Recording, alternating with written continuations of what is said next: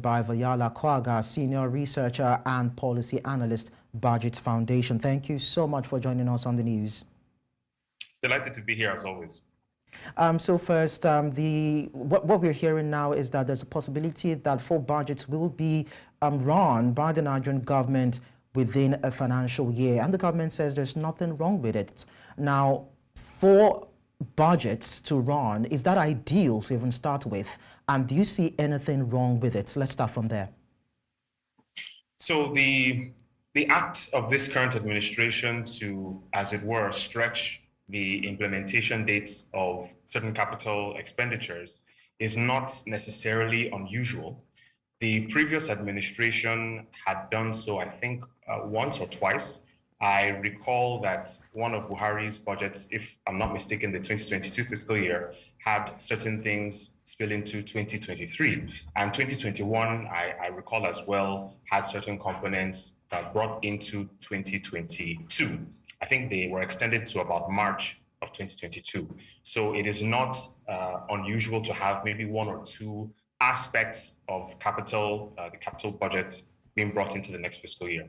As a matter of fact, the issue of the principle of budget annuality.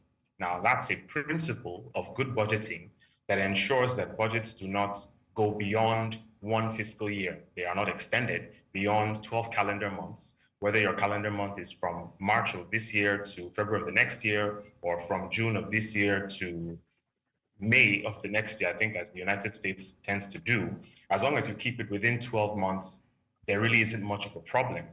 The challenge arises when there is inadequate monitoring and evaluation of the way these monies are spent. And that leads to cost overruns and also leads to challenges in proper audit. And for Nigeria, where audit reports come out 4 years, 4 years after the particular fiscal year has passed, it leaves a lot to be desired in terms of the quality of reporting and the quality of monitoring and evaluation.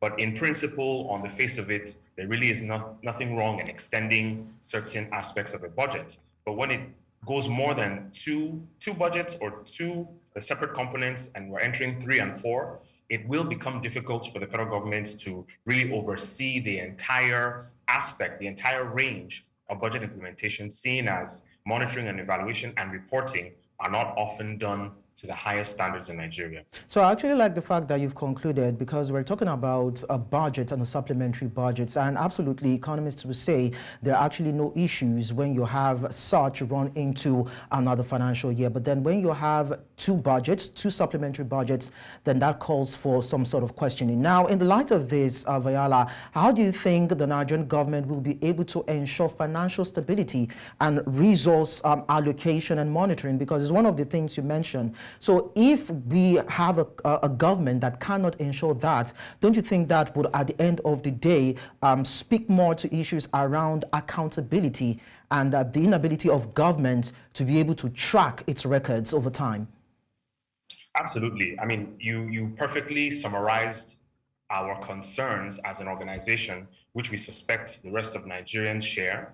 It's one thing for a government that has been very open and transparent and consistent in providing information to say it wants to extend a particular aspect of a previous year's budget. It's another thing for a government that is not known to be timely, that is not known to be fully transparent, that is not known to be fully accountable, to say it wants to extend certain capital projects. Now, there are several layers of financial control that the Nigerian federal budget has, ranging from controls that stem from the Accountant General's office, to those that stem from the Treasury and the Minister of Finance, to those that stem from the ministers of the particular departments, agencies, to the directors, of accounts that also authorize spending, to the budget monitoring and evaluation officials of the various MDAs, to the budget office of the Federation. There are several layers upon which financial control is implemented and executed. The problem is that far too often there is not enough publication of this process. The civil society, the media isn't really carried along when these oversights, when these monitorings and evaluations are being carried out. And it is important for people in a democracy, or for a government that claims it's a democracy and a republic, to understand that the media and the public have a right to know how these funds are being spent, whether the bottlenecks or the blockages are coming from the Accountant General's office or from the Treasury or from the ministry itself. Citizens and the media has a right to know, or rather, they have a right to know. Going to the issue of tracking these projects, again, for those who may not be aware, this administration has not published the budget implementation reports since it assumed office. I think this is extremely, extremely worrisome and concerning, seeing as we do not even know how well, we do not even know how efficient the budgets have been since 2023, at least since Q2 of 2023. We're approaching Q2 of 2024. I mean, it is unacceptable that this government has been unable to provide details on how the budget has been implemented, how revenue has come in, how much, and what the variance is from projections, and how well or how efficient expenditure has been carried out, and its variations from what has been projected. All we hear is piecemeal data from this agency or from this institution saying they have earned this much or they have spent this much, and it is not coming in a holistic, unified format for the media and for civil society and for citizens to really take a look at. So for a government that has already shown, basically from day one, that it does not prioritize providing public information, it really does speak to the level of commitment to the principles of accountability and transparency that this government claims it has.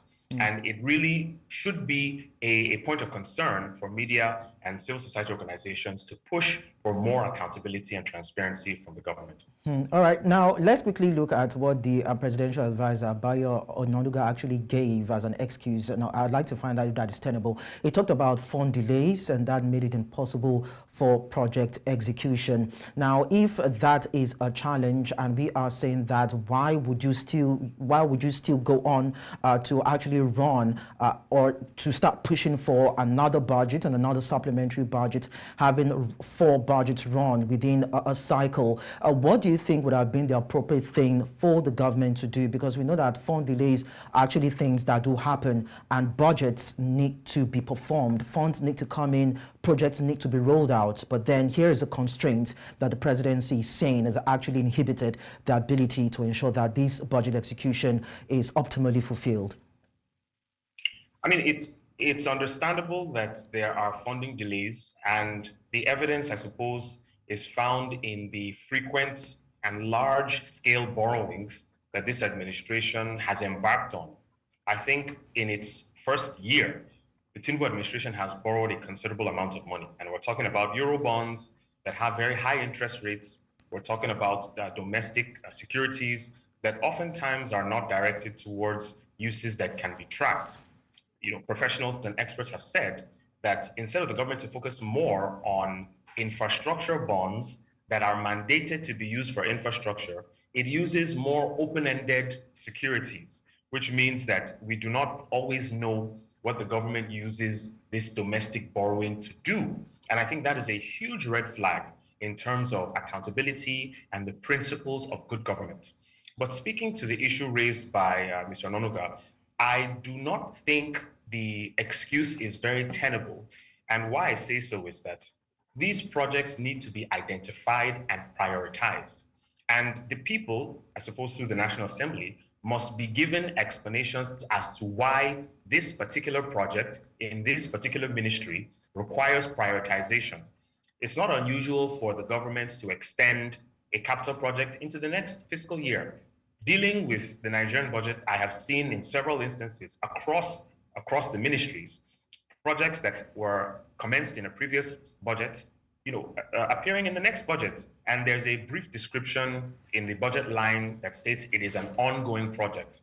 So we need to understand why these unnamed projects, frankly, I think the explanation he gave looked more like an excuse because it lacked detail, and it really showed some flippancy in which, or some flippancy to the general public in how serious he takes these issues of public financial management.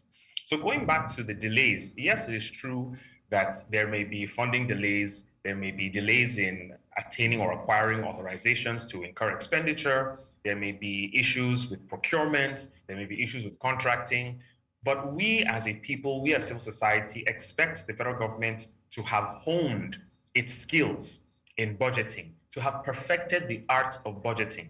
The government knows how much funds it has. The government knows how much it wants to spend. Okay. The government knows the officials that handle this process. Yeah. So it's always interesting to hear these explanations of delays and bottlenecks when the civil service is under the control of the government. So are you as the government telling us you cannot control your own house? It really is an interesting excuse. Well, Vahyala Kwaga, Senior Researcher and Policy Analyst, BudgIT Foundation, thank you so much for sharing your thoughts with us. As always, thank you.